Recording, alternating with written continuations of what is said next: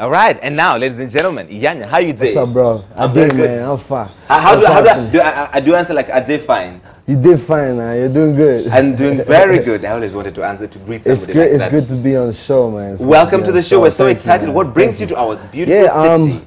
I'm here. I just dropped my new EP, but I'm also here because Mr. Barry of the B Club is hosting me on You're Sunday. performing at B Club this Sunday. Yes, a pool party. That's why I'm here. Major reason, man. And also to promote the CD, my EP I just dropped. Tell us about this EP you just dropped. It's called the Signature EP, my first Mavin project. Dropped a couple of months ago.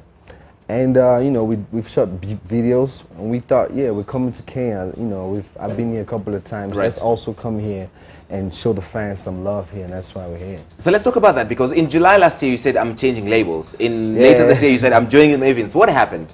You know, I was gonna start my own label, but at some point I just checked it, and you know, I've been there before, you know, the whole CEO thing, and I felt like it was time for me to just concentrate on the music and have other people manage, you know, my life and my career, and that's what's happening right now with Temple and Mavin. So I'm just focused on making more music now, you know. For people who don't understand how this is set up, when you say you've got a new label, what does that mean exactly? What are they doing for you and for your career? I mean, they all do the same things basically, but on different levels. When you have a new label, they handle your music. When you have a new management, they handle the brand, the whole, you know, it's a 360. So endorsements, all of that goes to the management.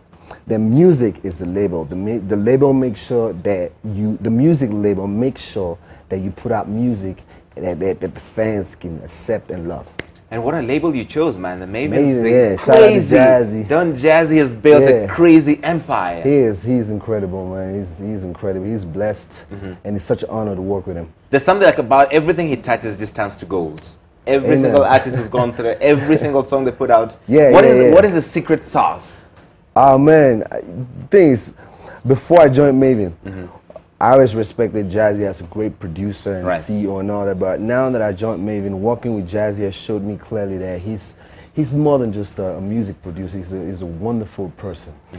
And everybody around him, we feed off that energy. It's like when he's the leader, so when he says, let's be nice, everybody, he's nice. He's not just saying it, he's doing it. When he says, let's make good music, he's not just saying it, but he's in the studio also working, so everybody kind of feeds off that positive energy. You know, the interesting thing about your career is people who win singing competitions, many of them kind of fizzle out and die. So you won Project Fame, what was that, 2008? 2008, yeah. And then your career just took off from there and you're still doing great things. How did you do that? I think the difference between me and these people is, before Project Fame, I always wanted to be who I am now. You get what I'm saying? But most times people go to this competition is not because they want to be famous people, but because, oh yeah, their mom said you have a nice voice, or their friend said you had a nice voice. You get what I'm saying? So when they win, they don't feel like, this is me. Oh yeah, I'm fine, I won, but it's cool.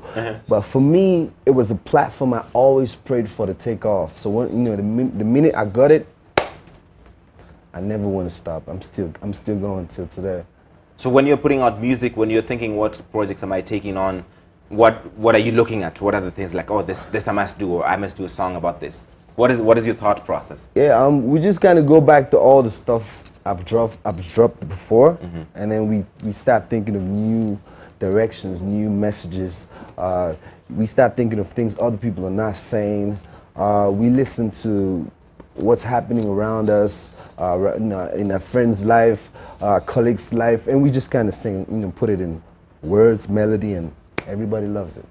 I read an interview you did recently, and apparently you have pressure to settle down now. Is that true? Yeah, man, it's crazy everywhere I go.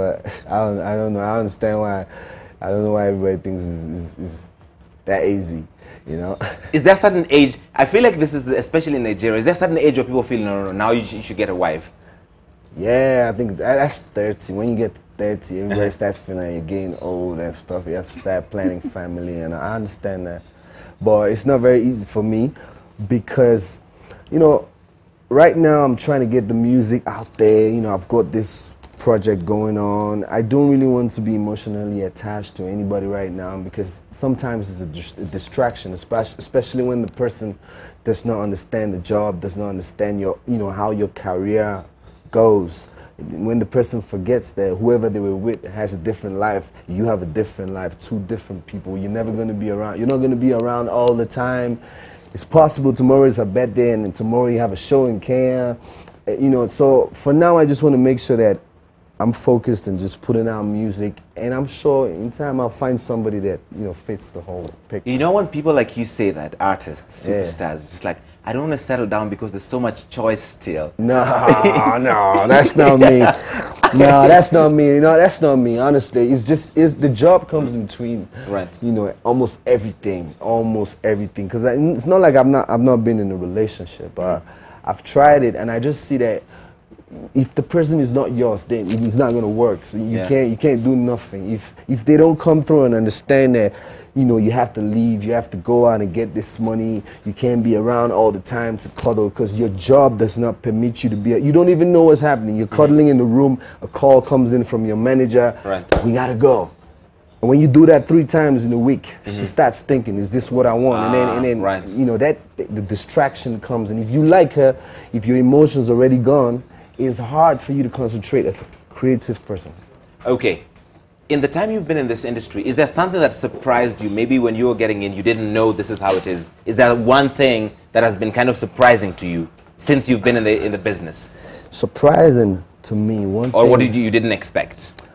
Well, I'll just say, I didn't know that famous people go through that phase where you have to, it's like you have to lose old friends because they fail to understand that, you're new now and you have more responsibilities. You're waking up every day, so much pressure being you, and all they have to do is just kind of just be patient with you and stuff. So, I heard a lot of people saying it, say it, but I didn't know that, it was really deep till I got famous.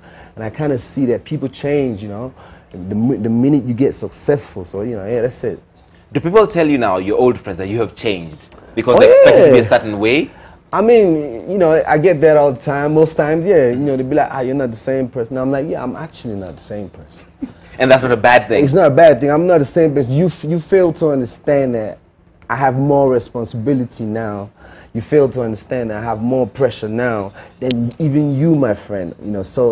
But I still have friends that still friends till today because they know what it is. They know how the thing goes. When people say you have changed, it's supposed to be like a guilt trip.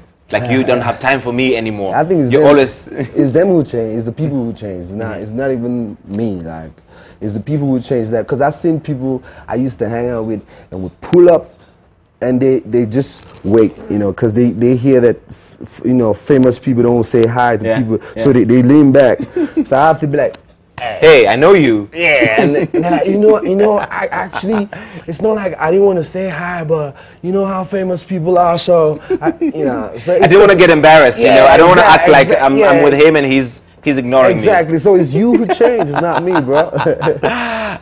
Why are you hiding your eyes? What kind of day have you had? This is my 7th interview today. Today? Yeah. It comes with the territory, dude. Yeah, but I mean, I don't want to be here with lazy eyes and stuff, so. Usually every time an artist comes on and it's coming on 11, they're like, why are they hiding their eyes? People get curious. Man, it's crazy, they want to see what it looks like. My eyes are, lazy right now, man, like closed.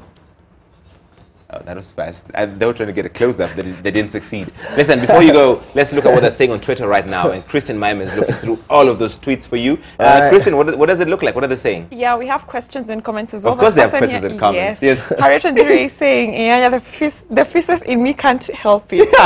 that's how she feels.